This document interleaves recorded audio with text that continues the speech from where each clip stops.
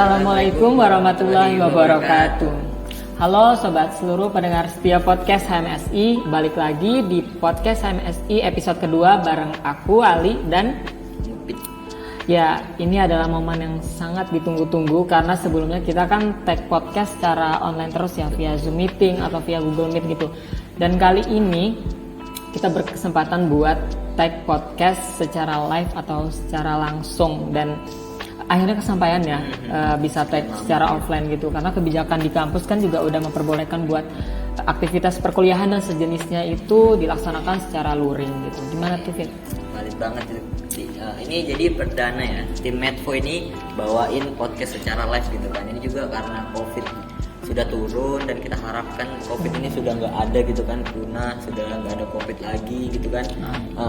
Oh iya, sebelum kita masuk, mungkin kita bisa perkenalan diri dulu kali ya. Benar. Nah, mungkin bisa dari saya tuh, nama saya tuh Mufid Ubaidillah, NIM 10201058, dari staf Departemen Media Informasi, dan juga tentunya saya itu nggak sendiri, saya bareng rekan saya.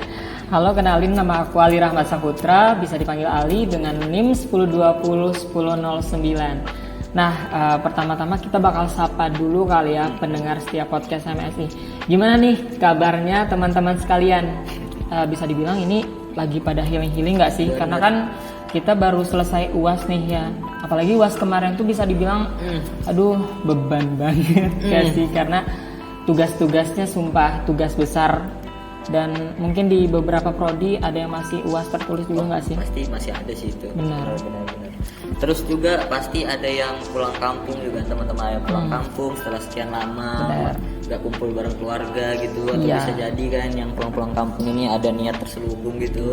Apa tuh? Ketemu ayam atau doi setelah sekian lama. LDR-an ya? Benar. Oh iya, benar. Pas rindu gitu kan. benar. Tapi dimanapun teman-teman berada, kita doakan semuanya pasti harus sehat walafiat selalu ya. Amin. Oke, ini kamu tahu nggak sih, kita ini bakal undang siapa, terus kita ngebahas siapa?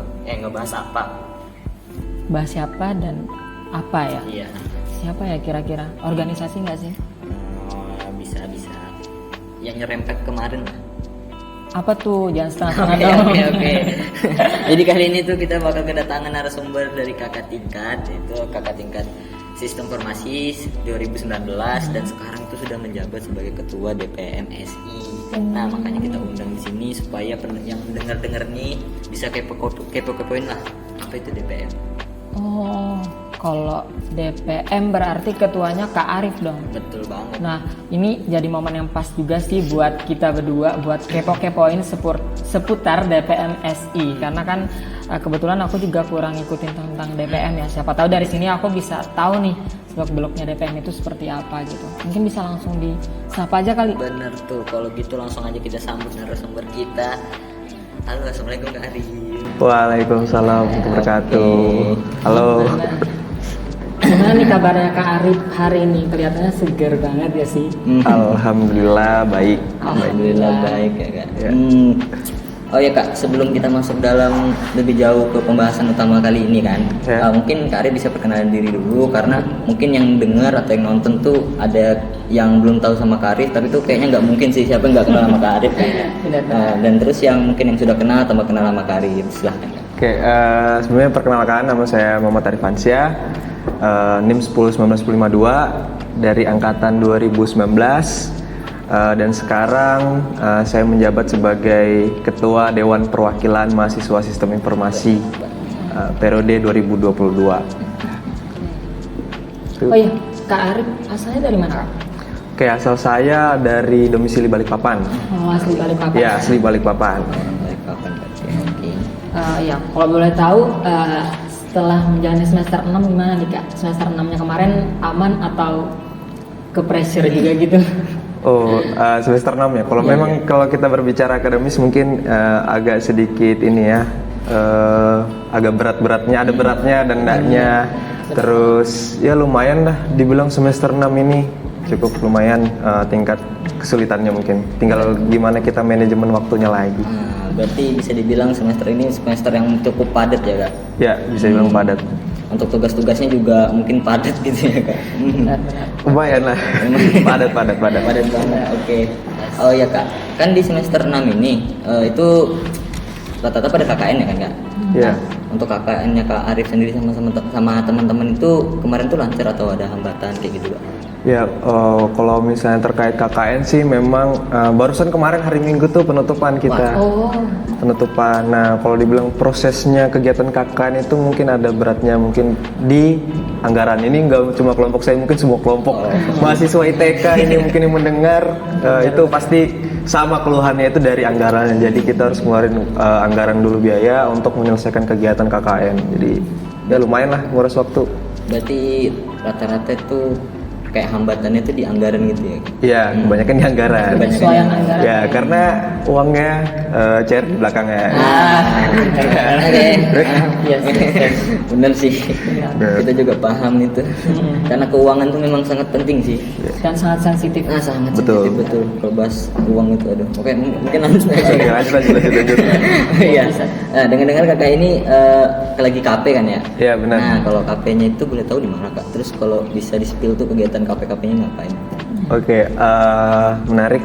Saya KP atau kerja praktik. Bagi teman-teman yang belum tahu KP itu apa, jadi saya KP di BPBD atau Badan Penanggulangan Bencana Daerah. Nah, untuk kegiatannya sendiri, kalau mahasiswa SI itu tidak lepas dari komputer ya pasti ya.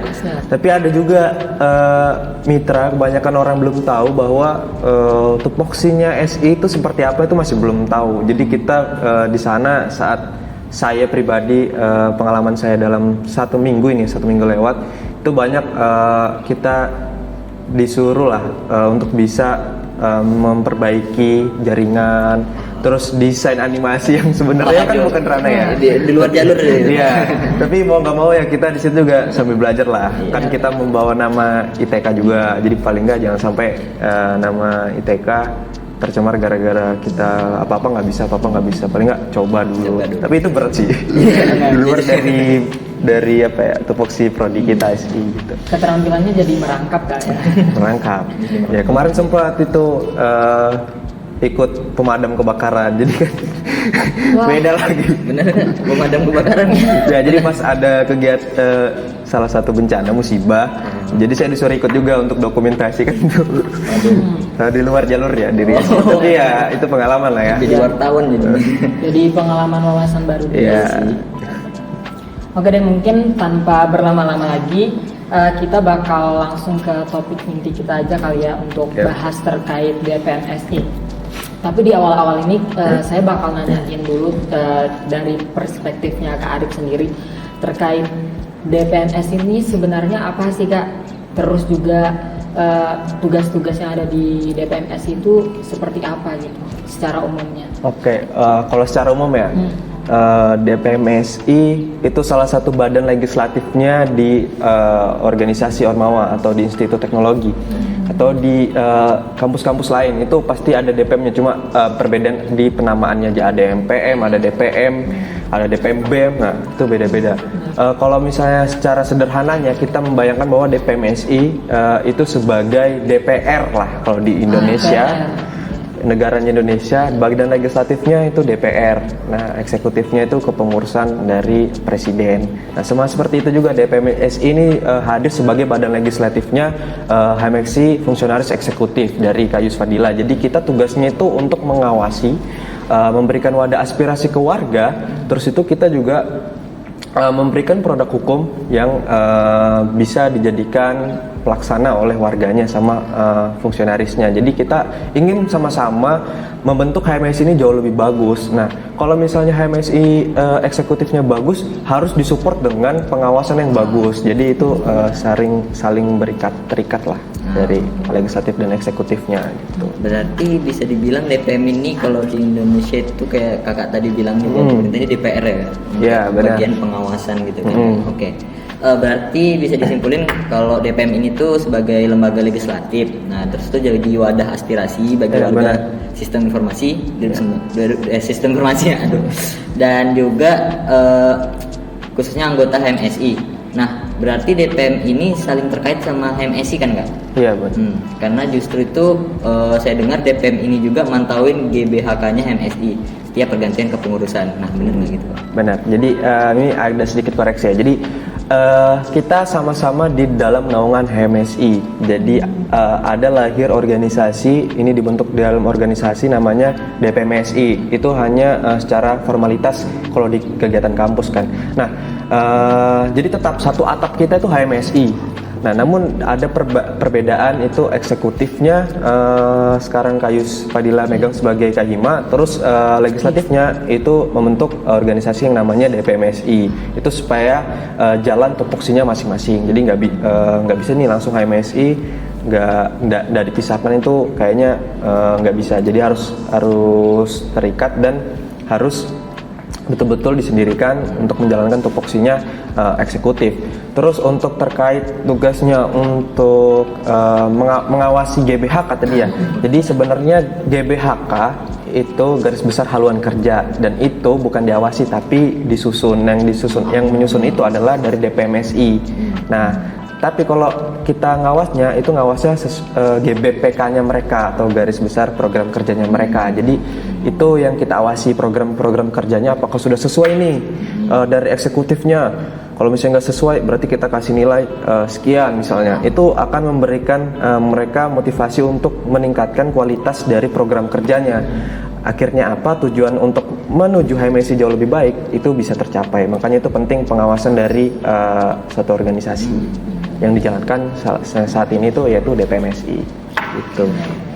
Jadi DPMS ini juga bisa dibilang sangat saling terikat dengan HMSI ya Kak. Iya, dan benar. juga berdasarkan apa yang udah disampaikan sama Kak Arif tadi kan bisa disimpulkan kalau DPMS ini jadi wadah untuk aspirasi, legislasi dan pengawasan di lingkup SI dan khususnya di organisasi HMSI gitu.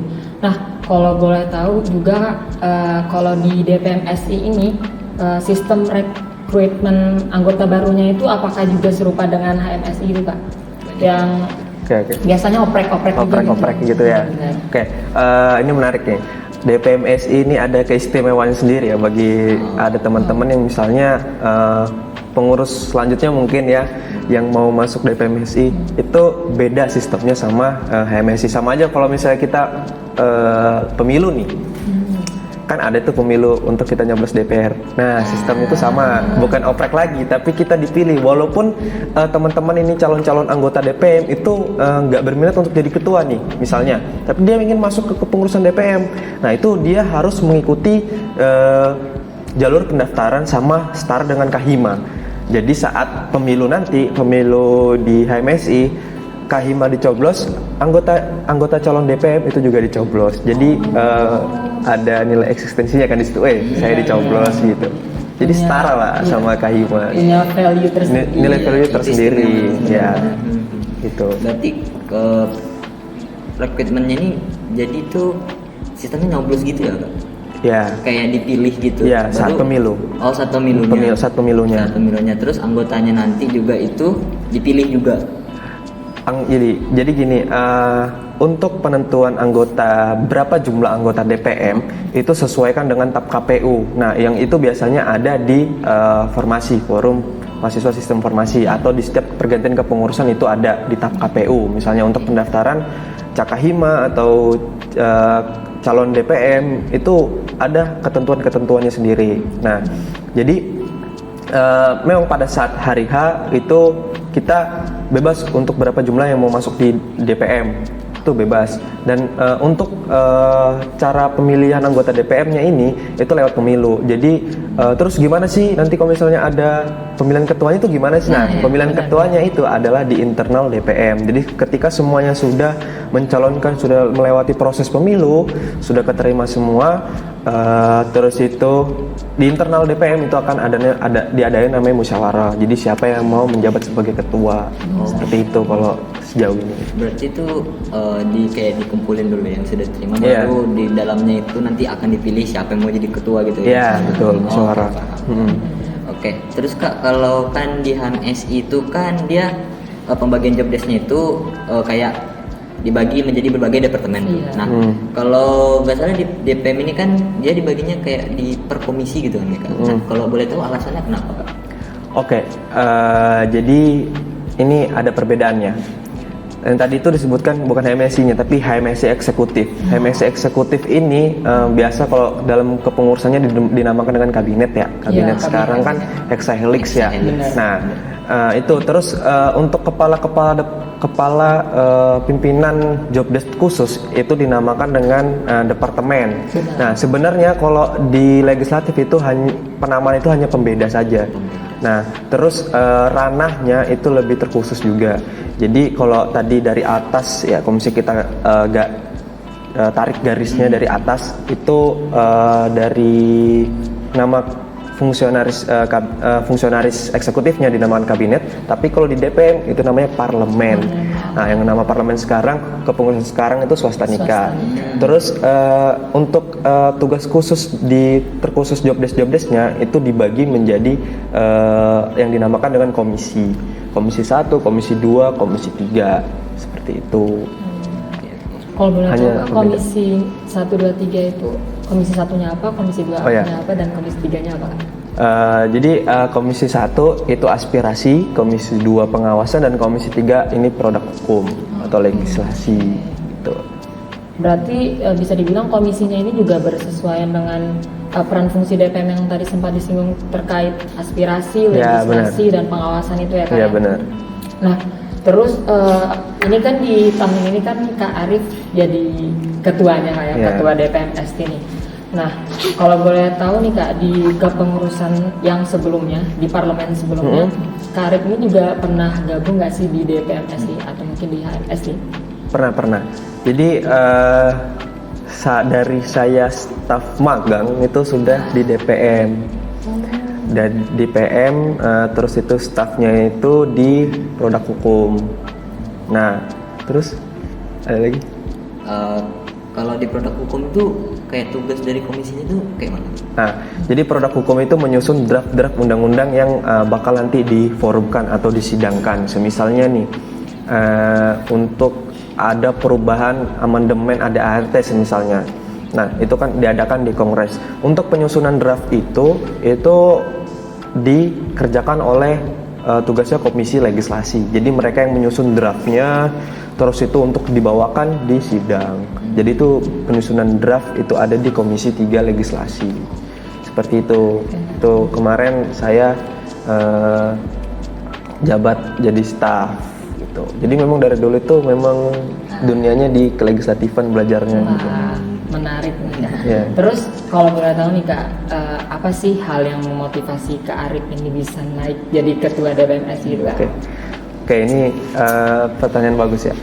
Jadi banyak yang kita kurang tahu terkait kelegislatifan ya. Kelegislatifan baru kita kerucutkan, ada nggak sih organisasinya? Nah, kalau di TK kan namanya DPM. DPM ini sejauh saya lihat dulu sebenarnya pengen jadi kahima gitu. Terus kemudian ngobrol-ngobrol sama Kating, harus punya tujuan yang benar-benar kamu ingin memperbaiki sesuatu yang jadi lebih bagus gitu. Nggak hanya memperbaiki, kalau bisa ngebangun, kalau bisa membuat itu wah gitu ya. Jadi saya analisa dan saya nemunya itu di DPM. Kenapa sih saya pertama kali menemukan permasalahan itu, kenapa sih banyak yang nggak tahu terkait DPM? Benar. Sampai bahkan teman-teman angkatan bahwa kating-kating juga saya tanyain, masih banyak itu masih nggak tahu terkait DPM. Padahal kan itu kan nyata-nyatanya ada di HMSI ya. Kalau DPMS ini sudah nyata ada badan pengawasnya, ada badan aspirasinya. Tapi kok nggak ada yang tahu gitu.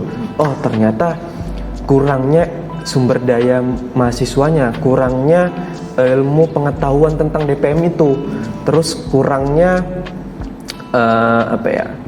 profesional terkait tupoksi kinerja dari DPMSI sebagai badan legislatifnya itu masih banyak yang nggak tahu. Akhirnya saya saat itu masuk staf magang, di situ saya belajar dari badan legislatif di luar kampus ITK. Jadi saya pernah bergabung di FL2MI waktu itu, Forum Lembaga Legislatif Mahasiswa Indonesia Daerah Balikpapan.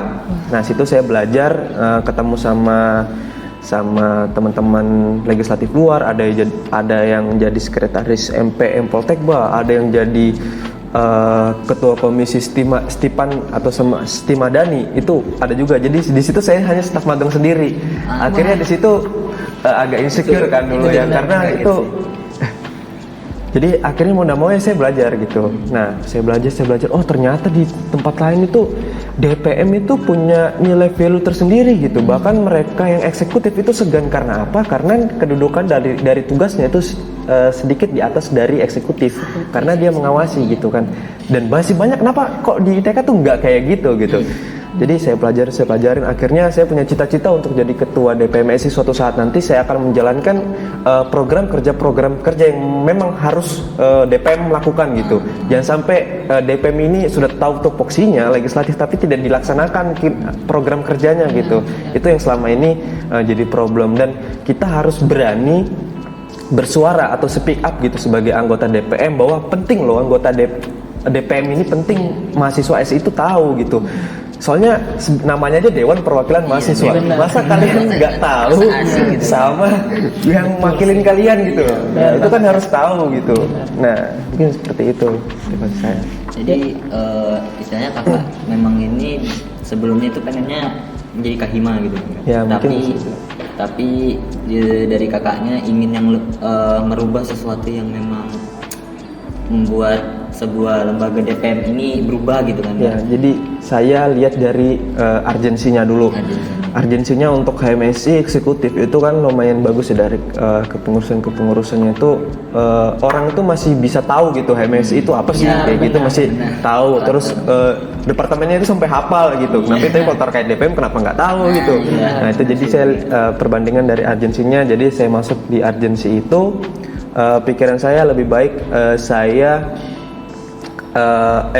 nilai esensi yang bakal saya dapat lebih besar itu ketika saya bisa ini perumpamannya, ada rumahnya tuh kosong nih, rumah kosong saya nambahkan lampu, saya nambahkan pot bunga, saya nambahkan sofa, itu kelihatan lebih cantik dibandingkan saya harus mengganti lampu yang sudah redup, saya ganti, terus saya ganti spray. Itu ibarat saya memilih eksekutif dan legislatif.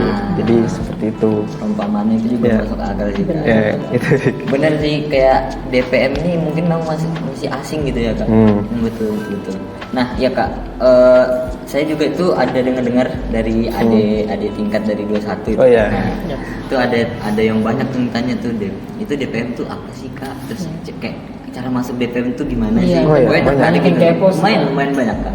Nah, terus itu mungkin dari Kak Arif nih bisa kasih tahu gitu kayak kenapa kalian harus masuk ke DPM gitu. Oke, itu saya dapat info kayak gitu juga. Ada juga saya dengar ya, tapi semoga memang konsisten ya fungsionalnya.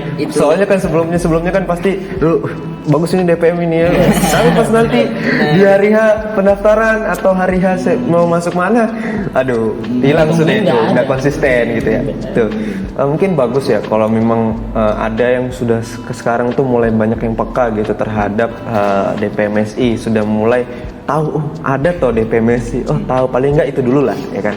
Dan tadi kenapa sih memang mereka ini harus penting gitu ya masuk di DPM SI gini. Gampangnya gini, sederhananya, untuk membangun HMSI yang jauh lebih baik kan, kita pasti dinaungi sama organisasi HMSI ya kan ya.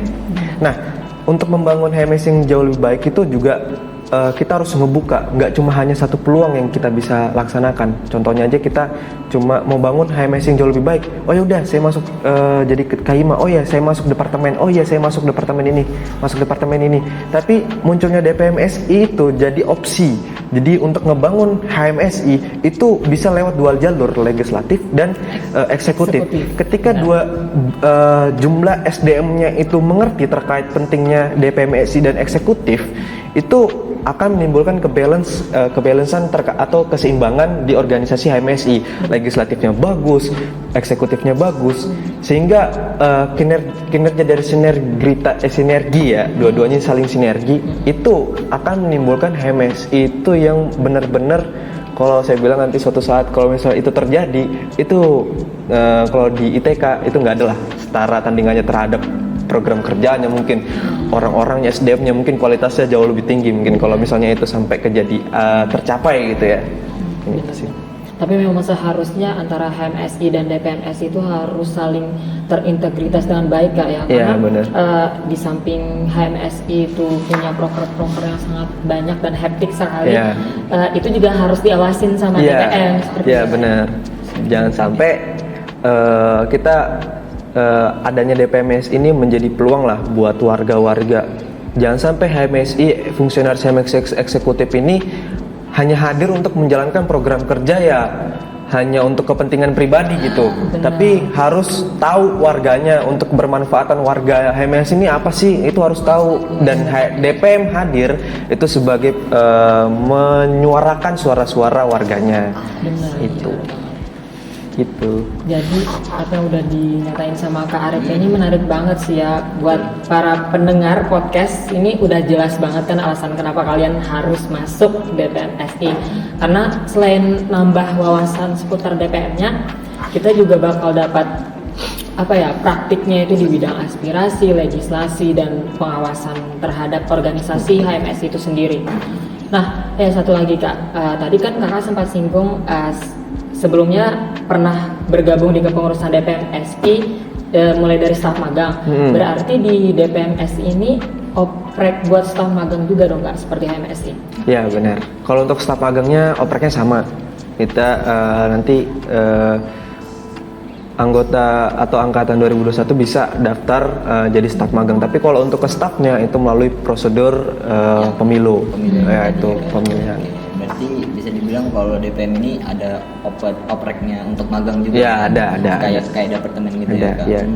Kalau boleh tahu kayak untuk magangnya sendiri tuh ada tugas tersendiri gitu Kak, yang kayak di tadi.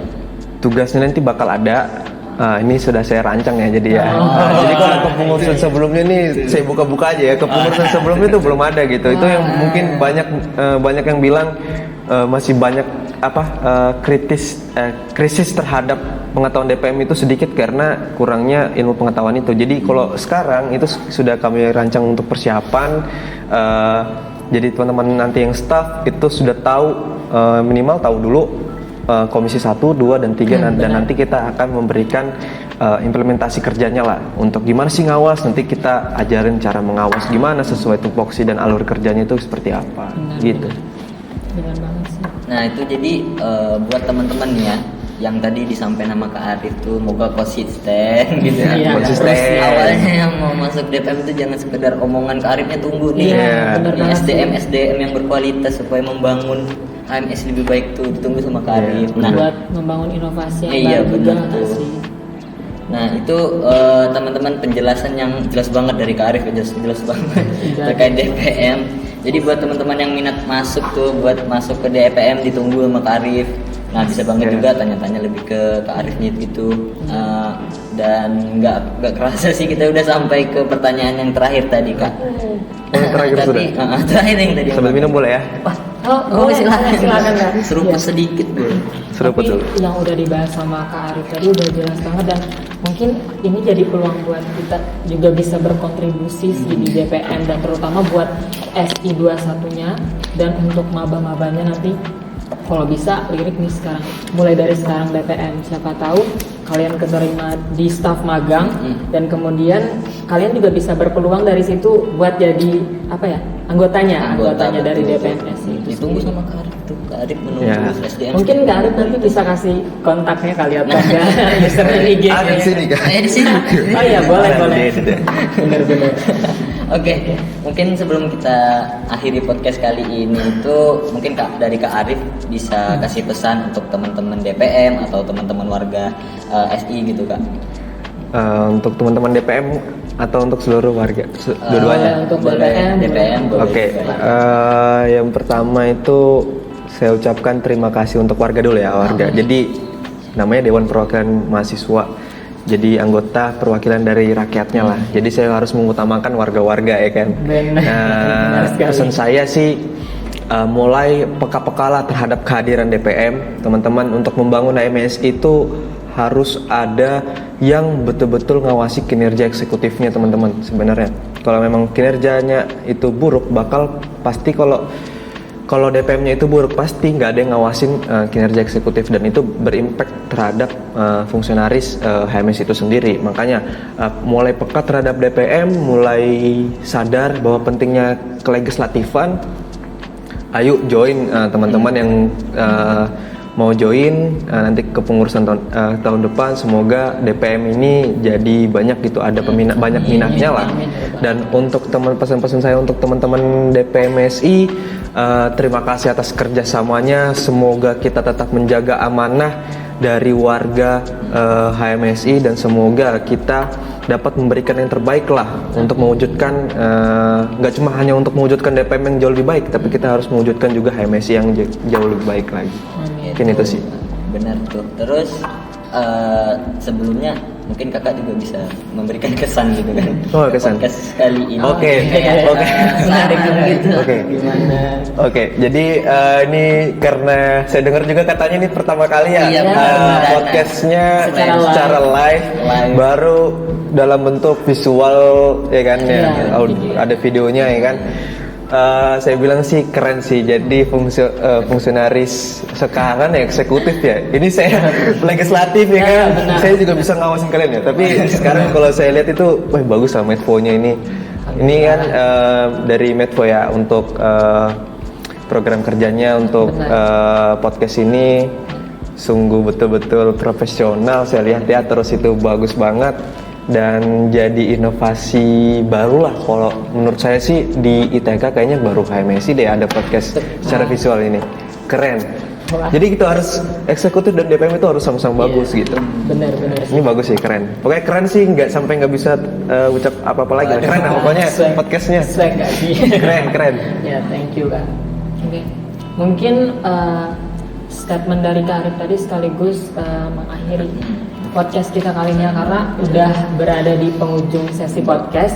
Sebelum ditutup juga saya mau ucapin banyak terima kasih dulu buat Kak Arif yang udah bersedia ngeluangin waktunya main-main di podcast HMSI. Kira-kira kalau diundang di kesempatan selanjutnya bisa. Itu. Iya. Masih banyak terkait DPM itu masih luas. Bener banget. Ini berarti masih dibilangnya masih berapa persennya aja. Ya, masih Benar. berapa persen. Semoga aja pembahasan kita tadi juga selain memotivasi kita, memotivasi para pendengar setia podcast HMSI untuk bisa berkontribusi di organisasi DPMSI, dan kehadiran kalian bakal ditunggu sama Kak Arif. Benar. Oke, sesi podcast mungkin nih kali ini cukup sekian ya guys ya. Untuk seluruh pendengar setia podcast HMSI, stay safe dimanapun kalian berada, semangatnya tetap dijaga walaupun COVID itu masih ada, tetaplah pakai masker gitu kan, supaya punah lah COVID ini, biar aja nggak ada. Amin. Kami mohon maaf kalau mungkin ada salah ucap selama membawakan podcast tadi, dan sekali lagi kami mau bilang terima kasih banyak kepada Kak Arif. Sama-sama, terima kasih juga teman-teman semua yang ada di sini yang belakang layar. Ini ada nih semua ini. Kami pamit undur diri. Wassalamualaikum warahmatullahi wabarakatuh. See you on the next podcast.